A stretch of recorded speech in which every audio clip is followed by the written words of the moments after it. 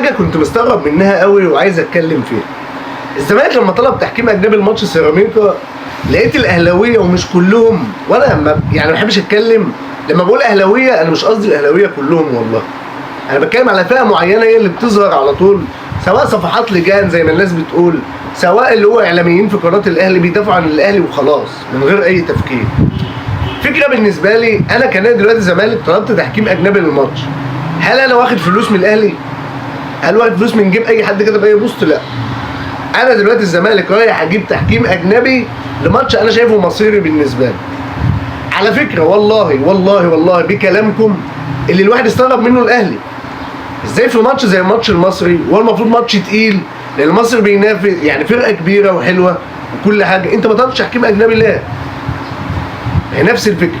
انا سيراميكا بالنسبه لي خلاص حجزت مكانها في الكونفدراليه السنه الجايه، خلاص رسمي. المصري خلاص ما بيعملش حاجه، يعني الاثنين ما عندهمش اي هدف.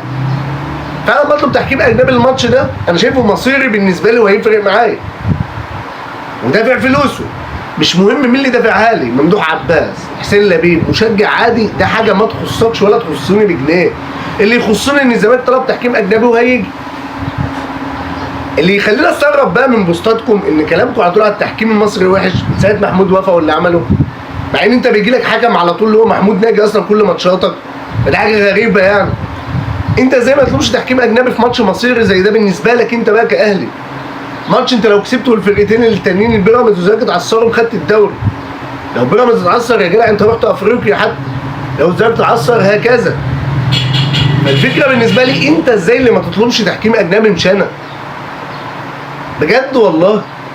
انت فريق بيتكلم على التحكيم طول الموسم، بتتكلم على توجيه الدوله لان الدوري يبقى زملكاوي، يا جدعان ده في ناس بتربط ارض اكتوبر دلوقتي بالدوري. يا جدعان والله العظيم في ناس وصلت بيها الحاله ان هم بيربطهم ان ارض اكتوبر اللي اتسحبت من الزمالك وسبت له ازمه ماليه كبيره، وقفوا القيد مش عارفين ندفع اي فلوس، اللعيبه ما بتاخدش مستحقاتها، بنبيع اهم 2 لعيبه عندنا علشان نوفر فلوس للعيبه ونوفر فلوس للازمات اللي عندنا. الناس جايبه ربطها بان الزمالك اتوعد ان لو الارض اتسحبت منه هياخد الدوري. يا جدعان في ايه يا جدعان اللي وصلنا لكده؟ بجد والله ايه الفكره في ان انا كنادي علشان اخد الدوري رقم 15 ليا ان انا الارض دي تتسحب مني او تتاخد مني؟ ايه الاتفاق في كده؟ ايه المنطق؟ ايه اللي هيفيدني؟ انا مش عايز الدوري يا عم بس عايز الارض وابني فرع تاني. طب في ال 14 اللي قبلهم، في ال 14 دوري اللي قبلهم، ال 29 كاس اللي قبلهم دول، انا ليه ما توعدتش بحاجه؟ انا مش فاهم والله. في نغمات يا جماعه والله الواحد ما بيحبش يقف عندها ولا يتكلم فيها، بس هي مستفزه قوي بصراحه يعني. زي دوري الاحتواء. دوري الاحتواء ده عشان كابتن الحكم مش فاكر اسمه ايه، حفني ولا حنفي مش فاكر بالظبط والله، قال لك انا احتويت لعيبه الزمالك. طب يا ابني على الاقل وانت بتقول احتواء قول احتواني في ماتش انا خسرته 5، احتواني في ماتش خسرته 5-3. بغير احتواء كانت تبقى 5-2 يا سيدي، ما انت خدت ال3 نقط. ايه اللي انا استفدته؟ واخطاء بيجيبوا اخطاء تحكيميه من دماغهم. قيشو ده ولا مش عارف اسمه ايشو باين عندهم ولا قشوه حاجه زي كده، بيقعد يجيب حاجات غريبه وبينسى كل حاجاته. يلا ده انت السنه اللي فاتت قسما بالله ده كان بيعدي ماتش الا بمصيبه وفضيحه والناس كلها كانت بتتكلم. يا ده انت انسحبت خصم منك 3 نقط بس. فيا جدعان النغمات، يا جدع انت معاك 45 دوري وانا 14 بحارب على ال 15، انت عايز اكتر من كده؟ انتوا بتفكروا في ايه يا جماعه؟ ولا تفكيركم رايح لفين عشان تقولوا الكلام ده؟ عشان تتكلموا بالمنطق العجيب الغريب بتاعكم ده. والله الواحد مش فاهم بجد، الواحد دماغه عطلت من كتر التفكير بقى ومن كتر الكلام والاحتواء ومش الاحتواء ومش عارف ايه وايه، وانت قاعد فاضي قاعد. يلا يا زد اكسب لي بيراميدز، يلا اتحاد العاصمه اكسب لي الزمالك، يلا سيراميكا اكسب لي الزمالك، يلا يلا، وناسي نفسك في كل ده. انت ناسي نفسك. ونفسي اعرف الاعلاميين عندكم بيتكلموا على الزمالك ليه ليل نهار؟ بوستاتكم كلها زي. طب في حاجه برضه مستفزه قوي ومش عارف يعني الناس ساكته عنها ليه. احمد شوبان، انت مالك بالكابتن ايمن الرمادي؟ بقالك يومين امبارح والنهارده ما قعدت تتكلم اللي يدخل الله يرحمه انور السادات في كده. يا عم انت مالك؟ صفحته هو اللي كاتب، دي صفحته هو كاتب عليها. انت مالك؟ بيدعم الزمالك، فريق كان بيدربه قبل كده، وما بيدعموش في الدوري او الكاس اللي هو فريقه بيشارك فيهم، لا ده بيدعمه في الكونفدراليه، في بطوله قاريه، الفريق الوحيد الممثل باسم مصر في البطوله دي، فما يدعمه. انت مالك؟ انت قال لي ضايقك في كده؟ فالنهارده الصبح يطلع على الراديو تاني يقول لك الناس شافتني متضايق بسبب اتكلمت على الكابتن ايمن الرمادي.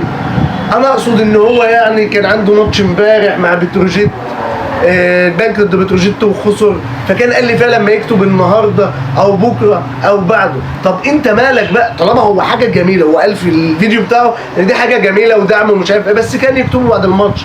انت هتعلم الناس تتكلم، والا هيفرق معاك يكتبوا قبل الماتش من بعد الماتش، والا هيحوش تركيزه عن ماتش بتروجيت لما يكتب الكلمتين دول عن الزمالك. انت مالك؟ ومتضايق قوي وبتاع وبتقول سيبوا الناس تشتغل، يعني هو كده هيعطل او هيشوش لعيبه الزمالك او الكابتن معتمد جمال اذا كان اداره الزمالك كانت مدياله دعوه.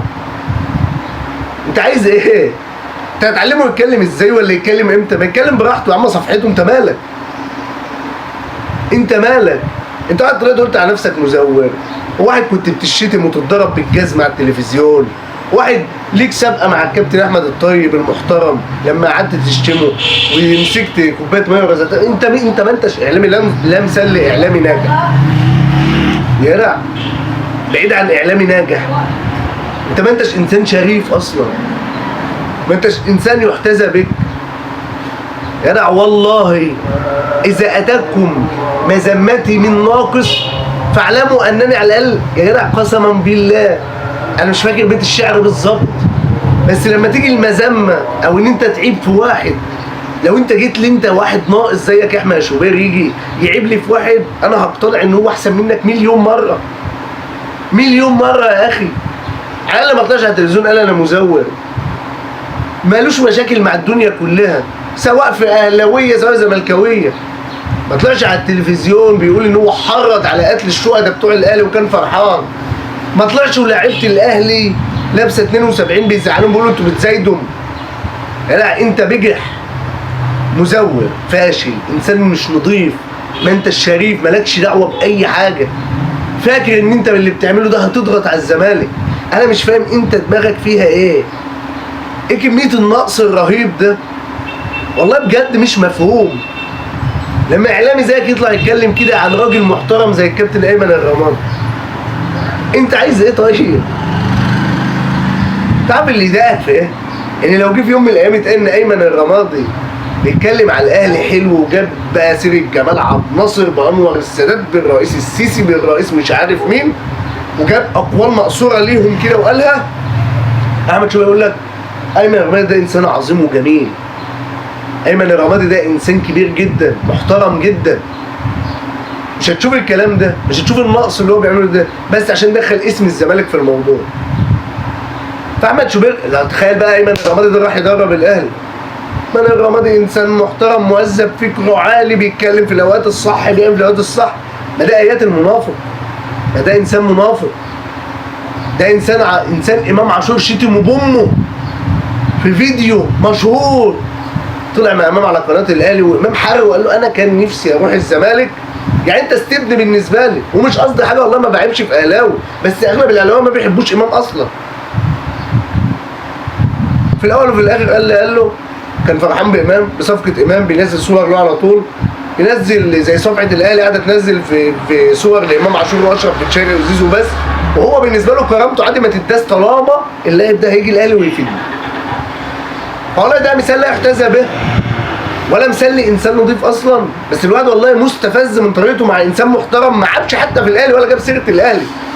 ده بيدعم نادي مصر بيلعب نهائي بطوله قاريه ونادي هو دربه قبل كده اصلا. والله يا ابني انت انسان مش طبيعي ومستفز ومش منطقي، والكلام عليك والله العظيم بيقلل من الواحد.